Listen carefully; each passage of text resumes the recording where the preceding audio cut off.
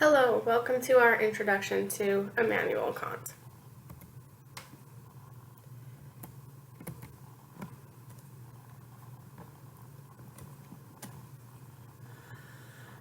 In this introduction, I am going to introduce this week's philosopher, Immanuel Kant, and yes, Kant, not Kant, and do a very brief biographical information.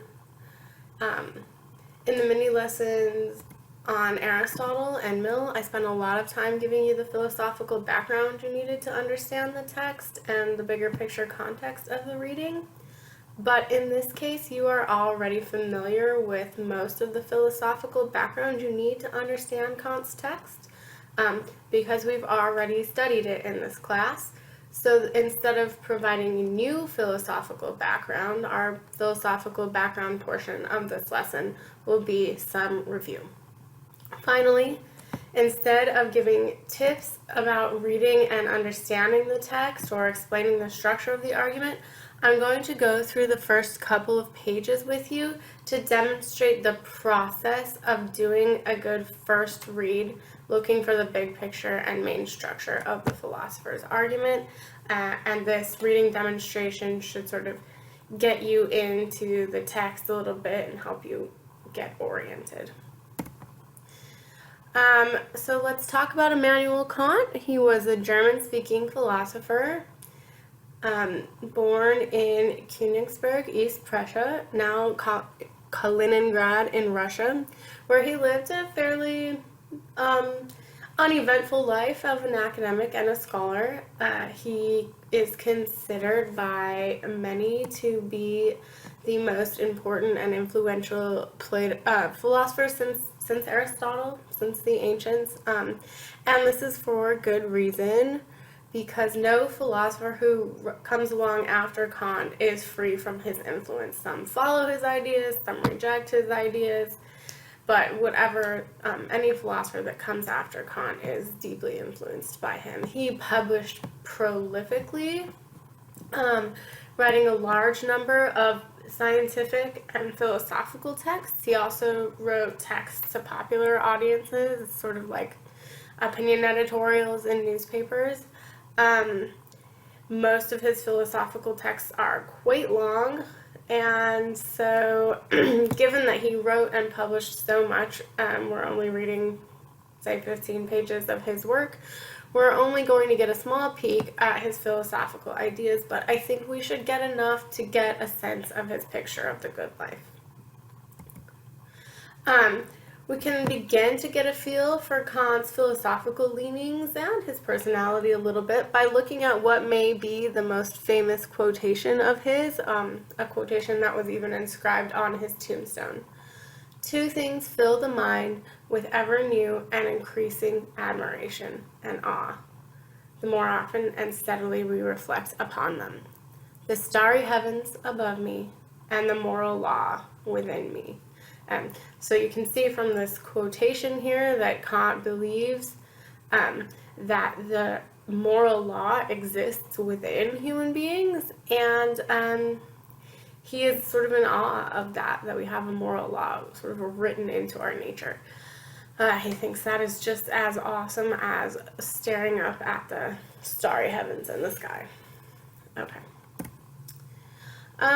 So the philosophical background and context, which as I mentioned, is going to be a review because we've already studied the ideas that Kant is responding to.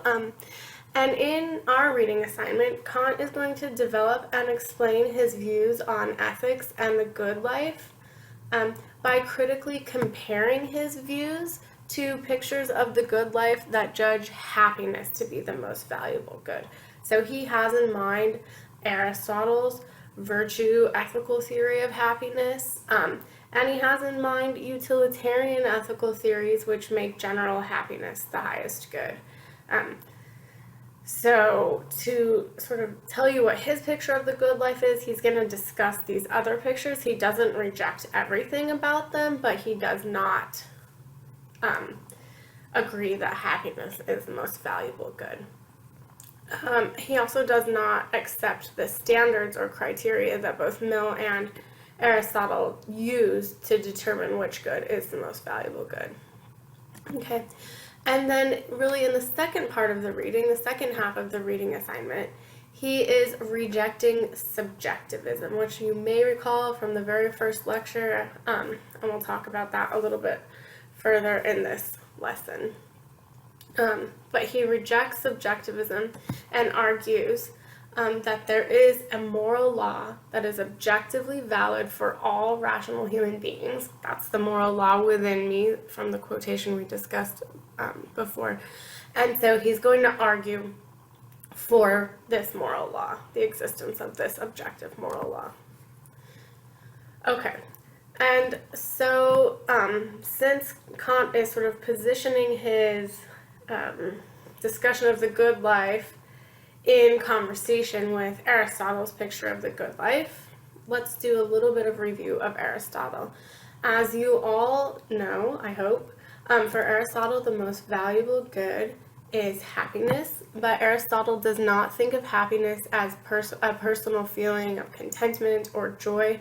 For him, it's not so much a mood or some psychological or emotional state. Instead, he thinks of happiness in terms of flourishing, thriving, excelling, or overall complete well-being as a human being. So just as this oak tree is thriving or performing its oak tree functions, nourishment, growth, reproduction, excellently, so a human being is thriving as a human being when it performs its human function excellently.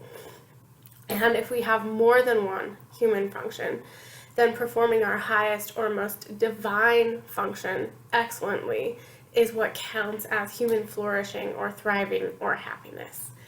And since Aristotle thinks that our rational function is our highest function because it separates us from plants and animals who share with us the growth function and nourishment function and sensing and feeling and desiring function,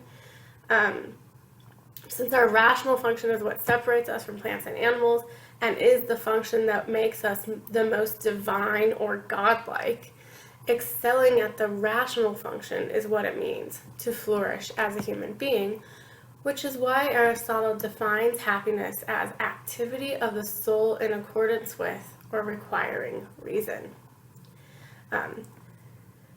Because to perform our function excellently, we must be doing something, activity of the soul, and it's the rational function, which is our highest function, so doing activities in accordance with reason. And the life of the most rational activity is the life of contemplation, or what your text called the life of study, although I think that translation is not great, because he doesn't have in mind a life of acquiring new knowledge, but rather he has in mind a life of thinking about what you know, contemplating it, appreciating it, and understanding it. Okay, so he thinks that this life is the happiest human life because it makes the most excellent use of reason or our rational function of the soul. But this is not for him and also I want to clarify, he's not saying that the life of contemplation leads to happiness. He is equating the two. The life of contemplation is the happiest life. It doesn't lead to happiness, it is happiness. But he does think that there is a secondary form of happy or flourishing or excellent human life, which is the life of virtuous activity. So even those who don't live a life of contemplation can live a life of virtuous activity. And this life of virtuous activity is also activity of the soul in accordance with reason or requiring reason, which is why it counts for him as human excellence, flourishing, happiness. And if you think about how he defines virtuous activity, that will make sense, because he defines a virtuous action as doing the right thing in the right way at the right time for just the right reason. And to do the right thing in the right way at the right time for the right reason, someone has to avoid both excess, too much of anything, and deficiency, too little of anything. And what counts as too much or too little is going to be determined by the specifics of the situation. So to be able to act according to this virtuous mean in any given situation requires that a person has understanding and reason and applies them well and does so over and over again, so that they develop these virtuous traits as part of their character. And he says that this life of virtuous activity is not easy. It requires effort, it requires learning and knowing and practice, and that you don't always achieve that mean between extremes. But when you do, that is also a life of excellence or flourishing. Okay. So Aristotle thinks that happiness is the highest good because it is the end of all action. All actions, he thinks, all human actions ultimately are for the sake of human happiness. We do them because we're aiming to be happy. And we're either aiming for the happiness of the individual or, even better, the happiness of the community, the excellence, well-being of the community. He thinks that not only is happiness the ultimate aim of human action, it is also complete without qualification, and what he means by that is that it is never chosen for the sake of any other good. So all goods are chosen for its sake, the sake of happiness, but happiness is never chosen for the sake of some further good. Happiness is good in itself and completely good in itself, never extrinsically good. Finally, happiness, he says, is self-sufficient. And when he says self-sufficient, he means that he doesn't mean that the human being is self-sufficient, but the good, the most valuable good, is self-sufficient. And a good is self-sufficient when by itself it makes life choice-worthy and deficient in nothing. And he thinks, Aristotle thinks, this is what happiness is supposed to do. Happiness is supposed to be what makes life the life worth living, the life that we want to live.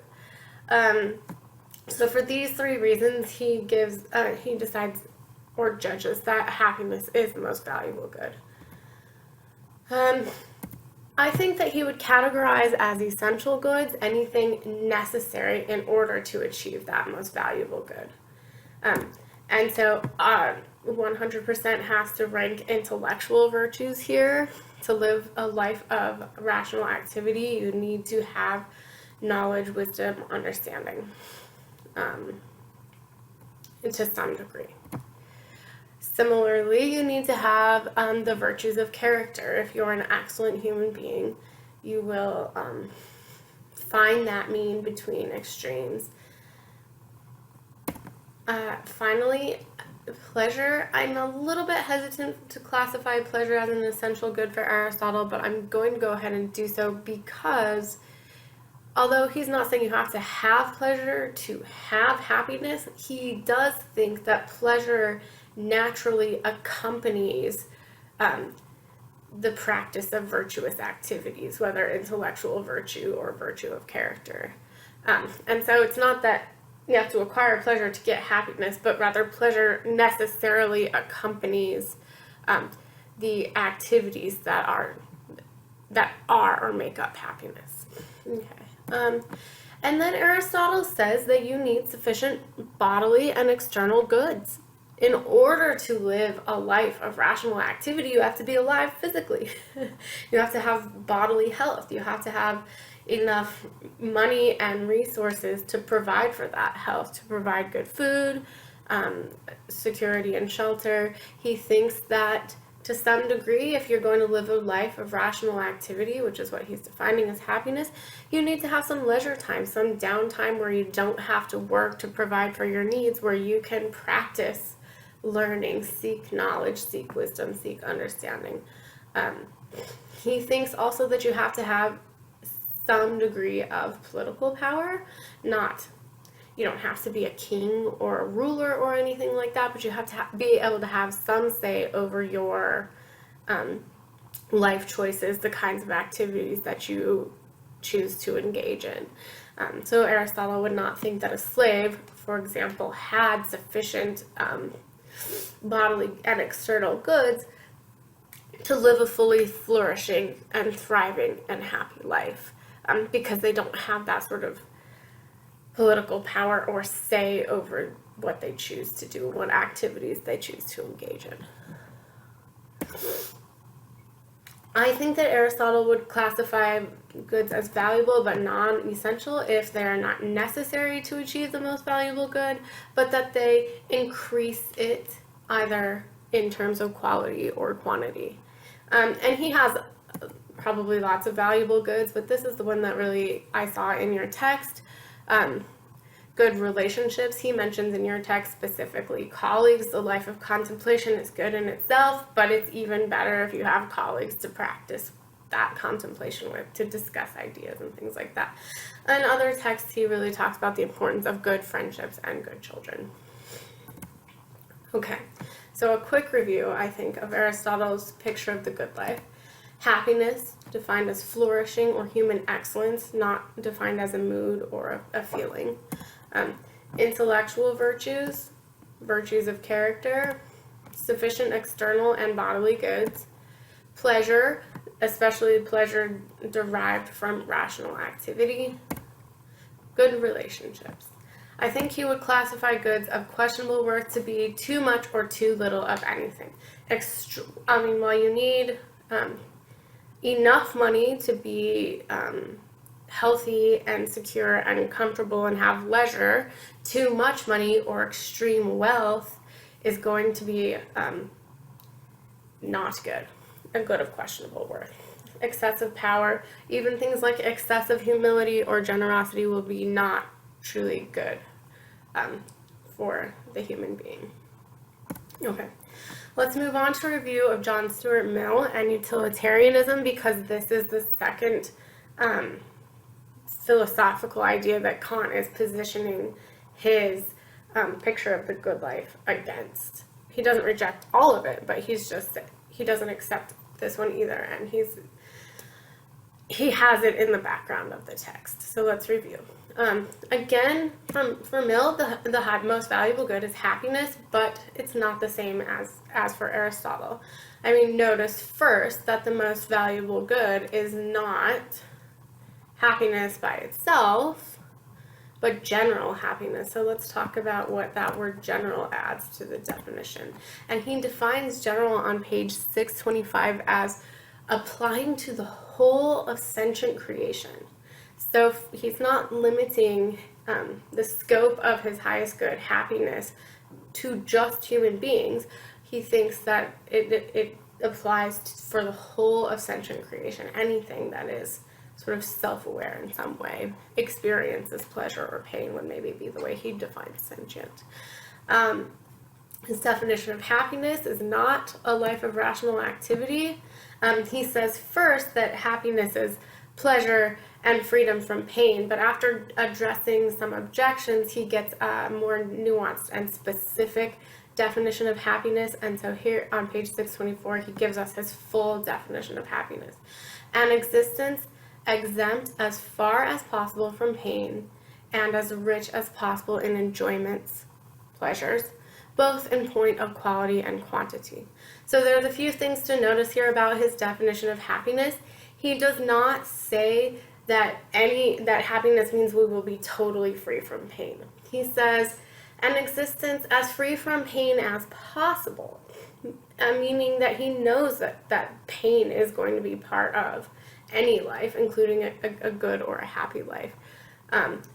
He also says as rich as possible in enjoyments in both point of quantity and quality. So a life that's rich in enjoyments will have lots of them, and there will be if it's rich, it'll have many different kinds of enjoyments or different kinds of pleasures. So Mill is not saying that certain pleasures are not part of the good life, rather just that you have a variety of pleasures, and that you have basically, and if you look at the picture on the left, it's like this. A happy life is one where the total quantity of pleasures, if you put them on the scale, far outweighs the total quantity of pain. Um, and he thinks that higher quality pleasures probably weigh more on the scale. There are some pleasures he thinks that human beings who have knowledge of these pleasures would not give up for any quantity of lower pleasures, or even to avoid certain kinds of pain. So things like a sense of human dignity, a human freedom and ability to choose the pleasures that make up their happy life, and choose how to act. Those pleasures of dignity and freedom are for him things that he thinks that human beings value so highly that we will go through great pain to have those pleasures, that we would not choose. Once we've experienced freedom, we would never choose to go back to a life without freedom, regardless of whether or not that life would be full of just good food and good sex and partying. And that's how he measures the quality of pleasure. Okay, so why does he think that general happiness, the most pleasure, the least pain for all of sentient creation, why does he think that is the highest good? Well, because people desire happiness as an end in itself. And he says every individual desires his own happiness as an end in itself. But he also says, and this is really what makes it the most valuable good, people never desire anything else but happiness. Whatever we desire is either something we think of as part of happiness, the individual pleasures that make up happiness, or it's something that's necessary in order to achieve happiness. Everything we desire, though, is for the sake of happiness. So we never desire anything but happiness. Okay, what are Mill's essential goods? I'm going to classify his essential goods as either those required ingredients for or things that are necessary to achieve the most valuable good. So either they make up the most valuable good or you need them to get the most valuable good. And so the number one essential good has to be pleasure, just because pleasure is the essential ingredient of the highest good, which is happiness.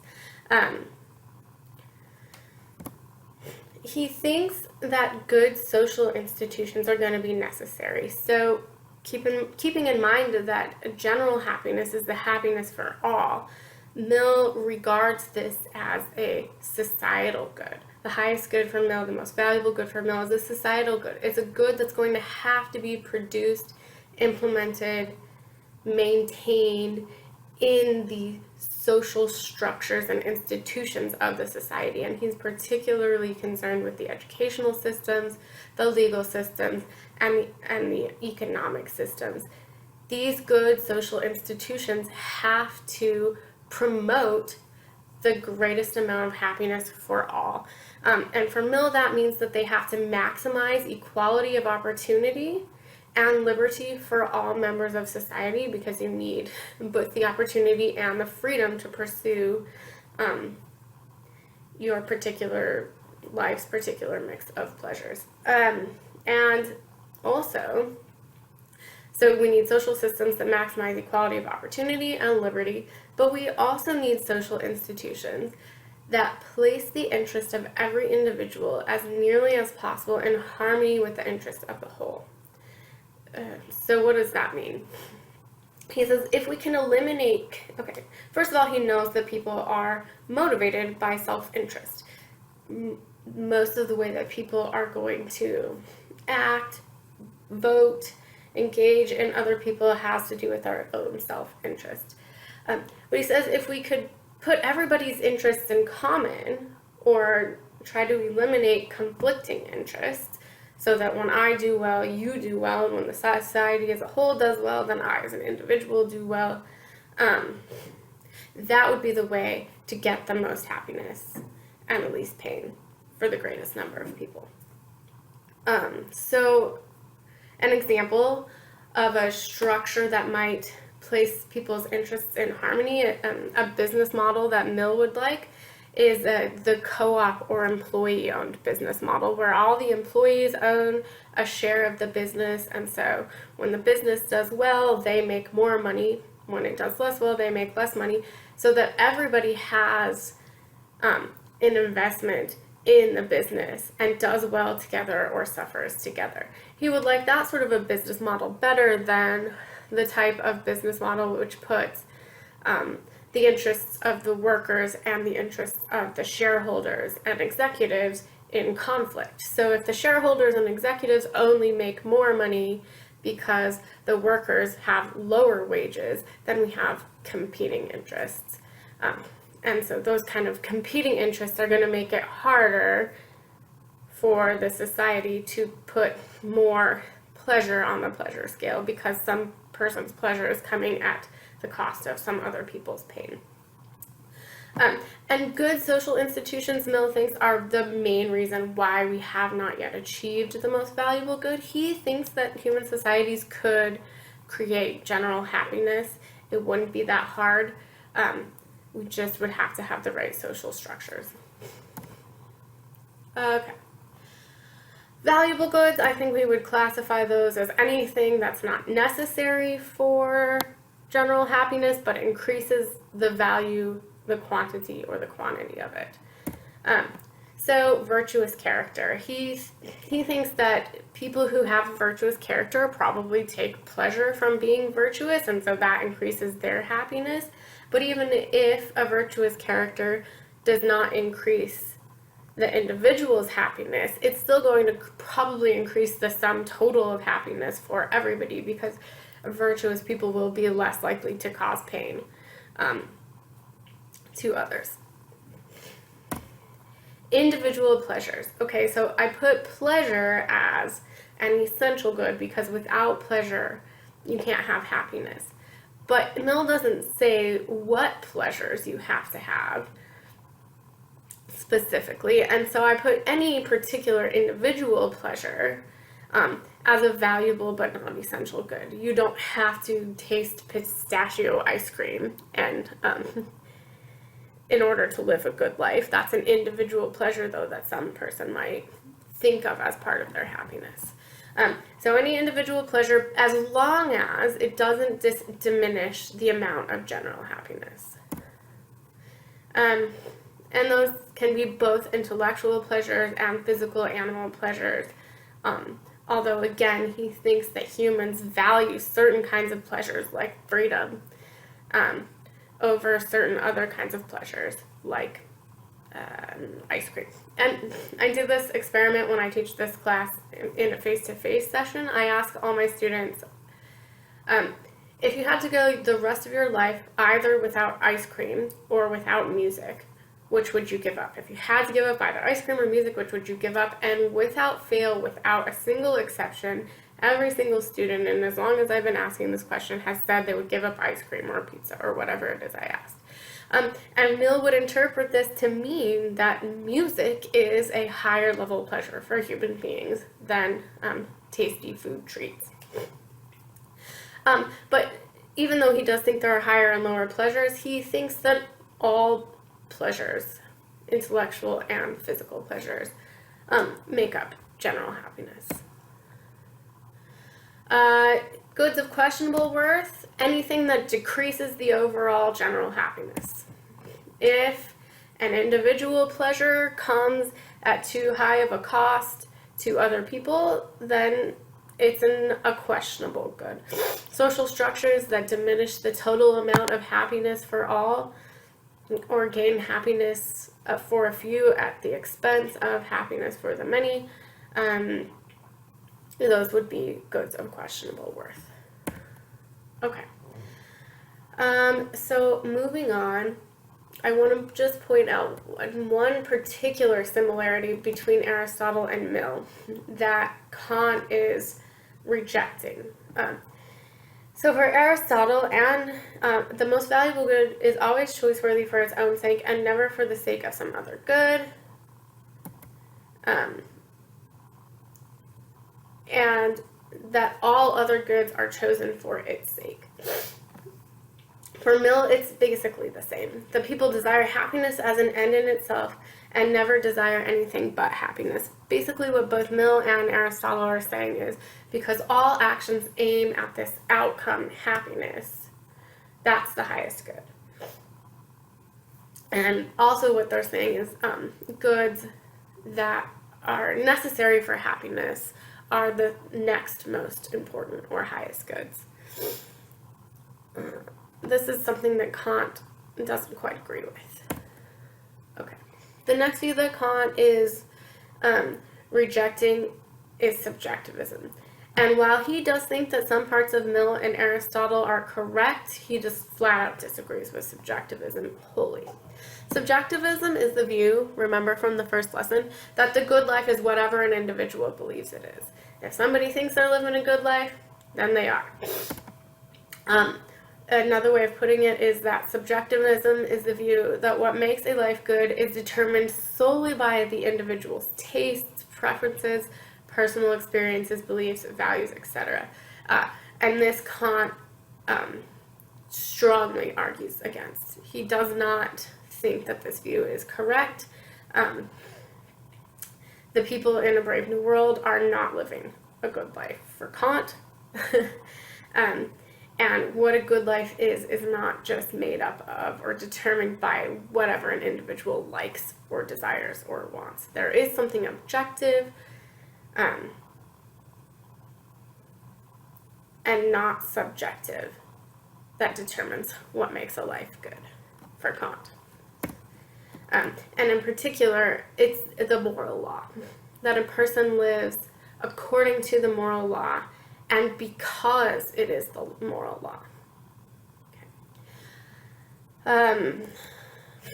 Okay, so the next thing I'm going to do is I'm going to just do a little reading demonstration with you. I'll try not to make it too long, but just enough to get you a sense of what's going on in the text. But a few things I want to do in this reading review, I want you to pay attention to, and I want to call your attention to the way that Kant and many writers use signal words and phrases to help you understand how the pieces of the argument fit together, particularly at the beginnings of paragraphs. So I'm going to show you some examples of signal words and phrases and how you can use them to understand the structure of the argument. I'm going to point out some other clues that will help you identify the most important concepts and try to see the big picture. I'm going to just sort of demonstrate for you the way that I would annotate and ask questions about a text. And the main thing I'm going to be doing is paraphrasing as we go through the reading, which is what you really have to do to understand the text, is paraphrase it. So here we go. Let me switch over and pull up our reading assignment. Okay. So here's the first page of the reading assignment. Before I just dive right in and start reading, I'm just going to sort of look at the page a little bit. Okay, I noticed the title is Foundations of the Metaphysics of Morals. Maybe that title doesn't tell me very much yet, but I do know foundations, ground, base, of morals. So I know that this text is going to be telling me the sort of basis of morality. Then I see this subject heading, which says Transition from Common Rational Moral Cognition to the Philosophical Moral Cognition. So try to understand, what does this subject heading tell me about the big picture? Well, transition means change from one place to another or one thing to another. So what is Kant starting from and where is he taking us?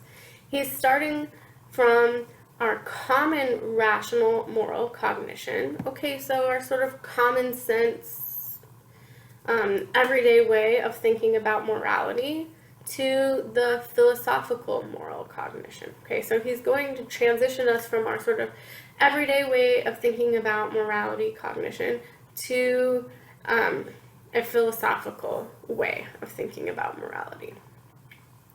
Okay. What else can I get from this page? I'm looking at it, I'm seeing some italicized words. As I read through, I'm going to want to pay attention to those. Why are they italicized? I just noticed this word right here, happiness, stands out to me. Character stands out to me. Temperament, talents of the mind stand out to me. These all stand out to me because they sound like Aristotle. And since we just went through that review, you should probably be thinking, okay, this is also where he's positioning his own picture of the good life in conversation with a sort of Aristotelian picture of the good life. Okay, so all of that without even starting to read the text. Now let's go into the text. First sentence. Nothing can possibly be conceived in the world, or even out of it, which can be called good without qualification, except a good will. Okay, I'm going to stop there because that sounds like a pretty important sentence. And not just because it's the first sentence, but also because it seems like he's saying that goodwill is the one thing that can be thought of which is good without qualification. So, I'm thinking when I read this sentence, he thinks a goodwill is pretty darn important, possibly the most valuable good, and he's also telling us why he thinks it's important, because it can be called good without qualification. And so this first sentence gives me what he thinks is a very high level good, possibly the most valuable good, probably the most valuable good, and one of his standards or criteria, that it's goodwill. So this is what I would write in the margins if I were able to write on my PDF file, and be good without qualification. And I'm asking myself, even as I'm knowing that this is probably his most high good, and this is his standard or his criteria he's using to judge it, I'm also asking myself, what's his definition of goodwill? What does he mean by goodwill? And what does he mean good without qualification? What does that mean? You might think you have an idea of what goodwill means, but it's important for us when we're reading the text that we figure out how is the philosopher defining that term. As you can see from our review of Mill and Aristotle, the definition of happiness really makes a difference to their picture of the good life, and they're defining it very specifically. So we should be asking ourselves at this point, what is Kant's definition of goodwill, and what does he mean good without qualification? Let's keep going. Okay. Intelligence, wit, judgment, and other talents of the mind, however they may be named, or courage, resolution, perseverance as qualities of temperament, are undoubtedly good and desirable in many respects. I'm just going to pause there to say, hey, these are Aristotle's intellectual virtues and virtues of character. So here Kant is saying, somewhat in agreement with Aristotle, that they are good and desirable in many respects. But, here's where he's disagreeing with Aristotle, but these gifts of nature may also become extremely bad and mischievous if the will which is to make use of them, and which is therefore what is called therefore constitutes what is called character, is not good. Okay, so he's telling me, here are these things that Aristotle thinks are good, but they're not completely good. They're not always good. There are exceptions to the case of their goodness. And that is when they are used without a good will being attached to them, when they're used by a bad will.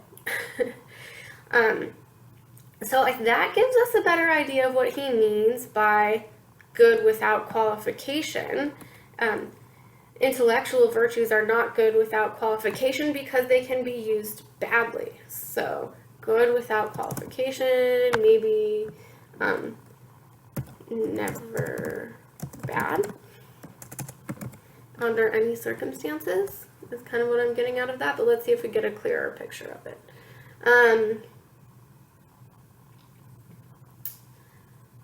It is the same with gifts of fortune, power, riches, honor, even health, and the general well-being and contentment with one's condition, which is called happiness, can inspire pride and often presumption if there is not a goodwill to correct the influence of these on the mind. So again, he's telling us, here are some things that are good, here are some goods, but these goods, including even happiness, can be bad sometimes if they are not accompanied by a goodwill.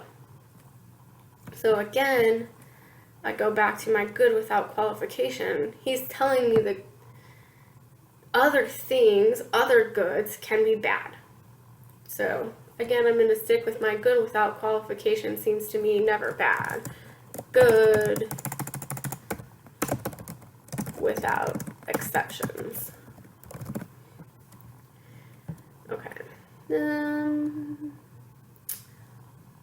Let's see. Where did we leave off? Okay. So let's see. Things like happiness can inspire pride and presumption if there's not a goodwill to correct the influence of these on the mind. And with this, what is the word this referred to?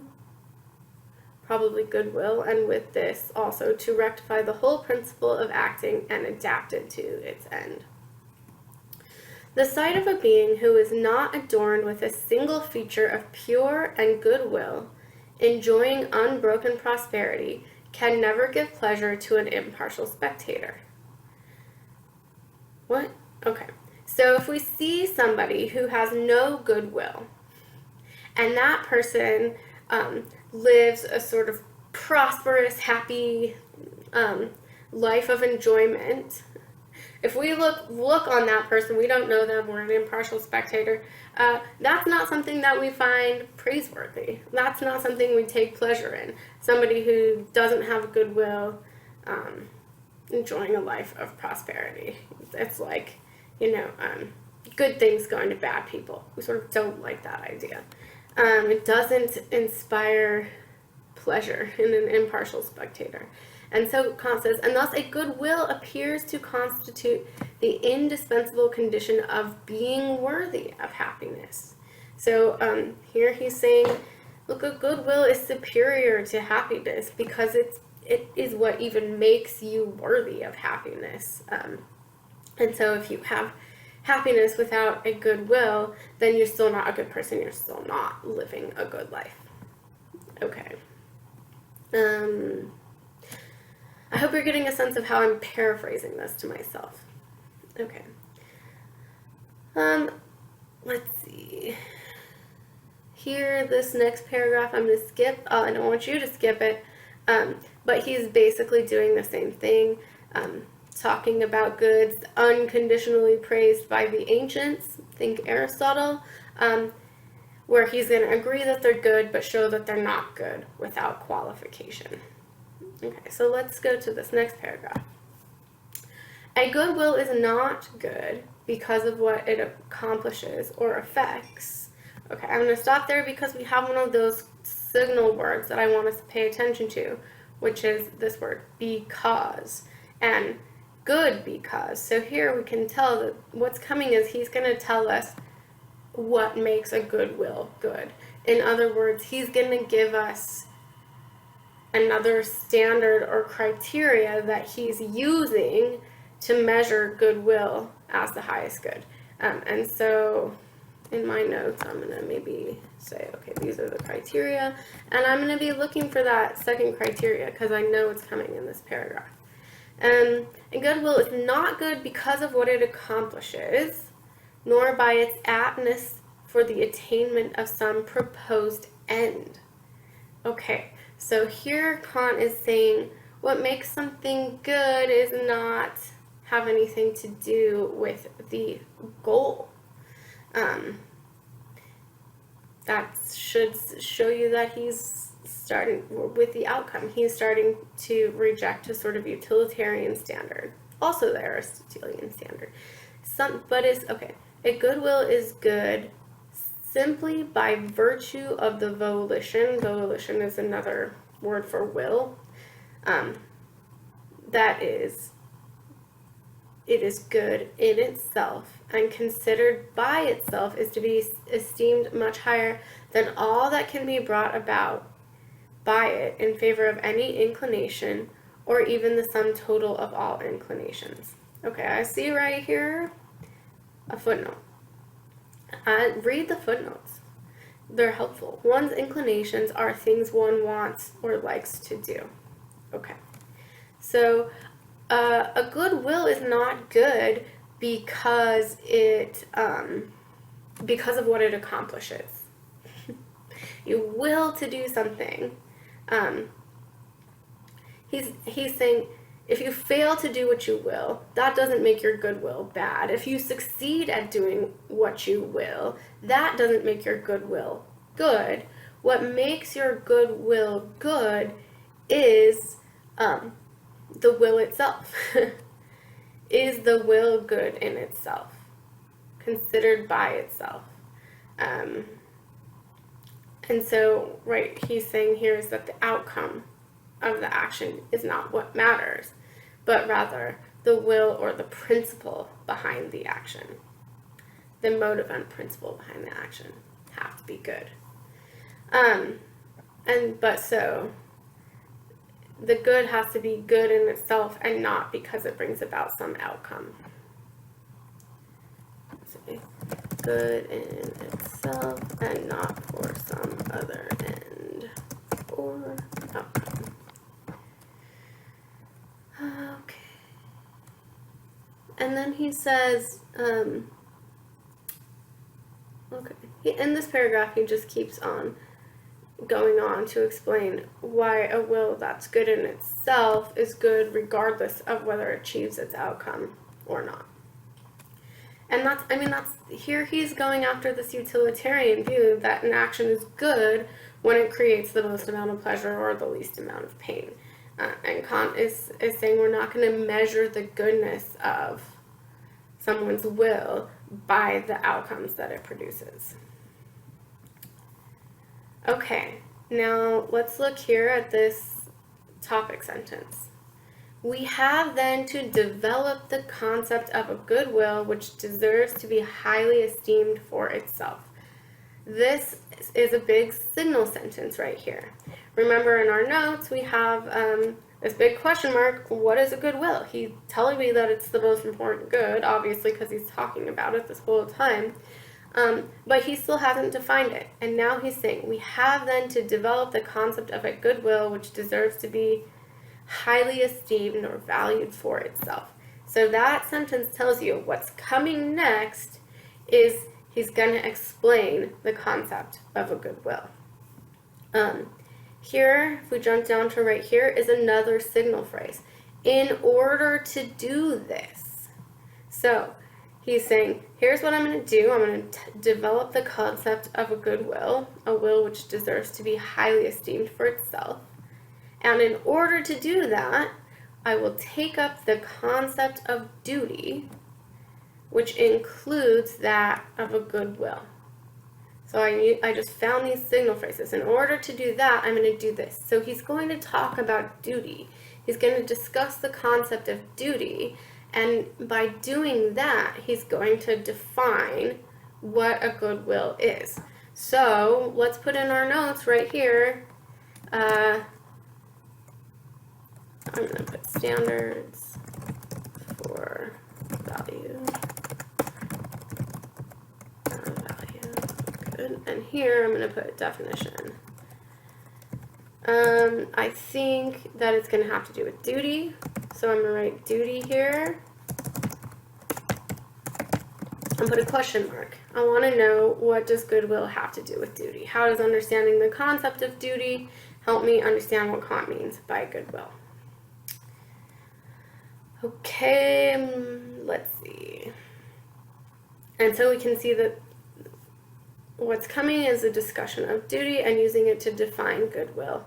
And so let's look at this page for a second, again, before we really start reading. And what stands out to me on this page are the italicized words. I see this one especially, from duty, from duty, from duty. So I already know that it's not just duty, but from duty. What does that mean? What does this phrase from duty mean?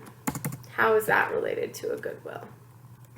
I also see, that's the main one that's italicized, inclination. And we also saw inclination on the previous page, and inclination, I'm just going to list it here as an important term. Inclination is something we like or want. That's how it's defined up here. Yeah, things one wants or likes to do. Okay. So, I mean, it seems like duty is being contrasted with inclination. So as you're reading this section, trying to figure out how is he defining goodwill, what does it have to do with duty, you want to know. What is this phrase, from duty? And how do inclinations, or things we like or want to do, play into the definition of a goodwill? And I'm not going to go through this with you as carefully as I went through the other ones, because we probably all want this lecture to end at some point. But I want you to pay attention again to some signal phrases.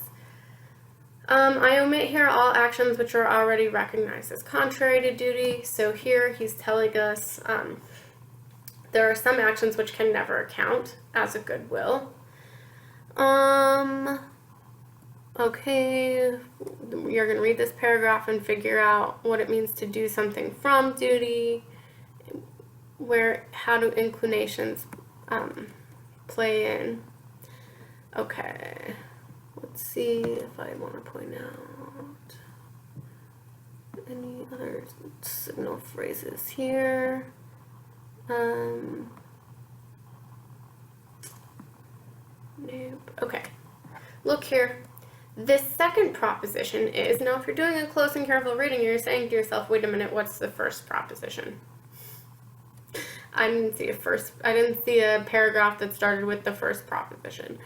And so you go back, and yeah, you don't see a paragraph that says the first proposition.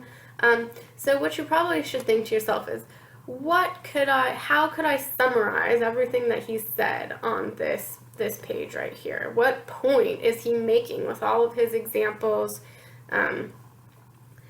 about duty and inclination? And maybe he even summarizes it somewhere. Let's see.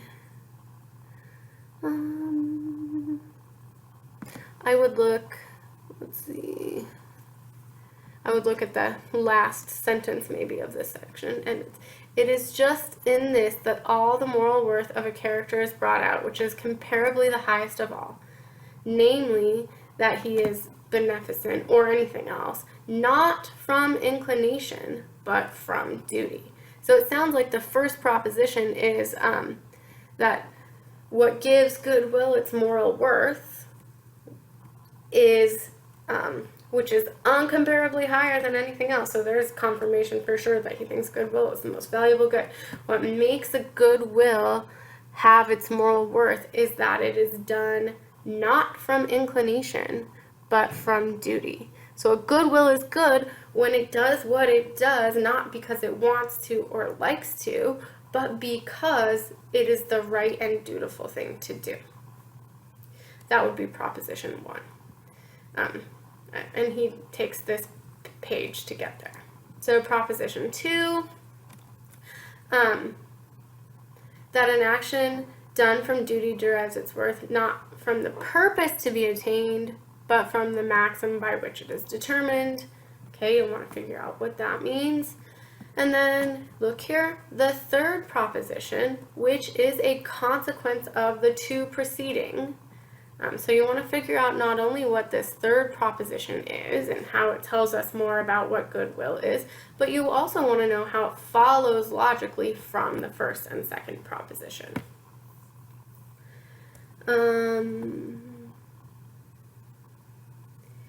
he says the third proposition is duty is the necessity of acting from respect for the law. Okay, and you should stop right there and ask yourself,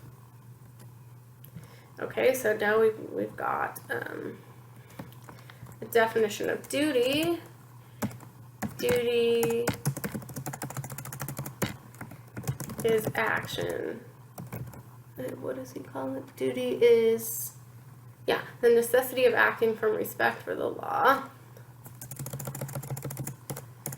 Necessity of acting from respect for the law. But right away, that should raise a new question. What law is he talking about? Is he saying that we should always obey the laws of our land? What if the laws of our land are immoral? He's talking about morality. So we should ask ourselves, what law? Okay. And then just one last example of signal words and clues. Here you get to here you say, what law? You want to know what law I should respect and act for the sake of. And the beginning of this paragraph here, he says, but what sort of law can that be? And so you can tell that he's going to go down here and explain what law he's talking about and how we come to know that law.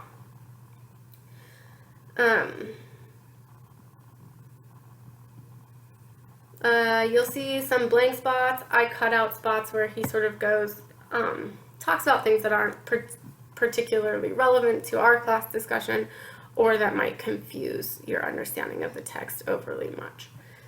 Okay, let's call this done, and enjoy reading Kant.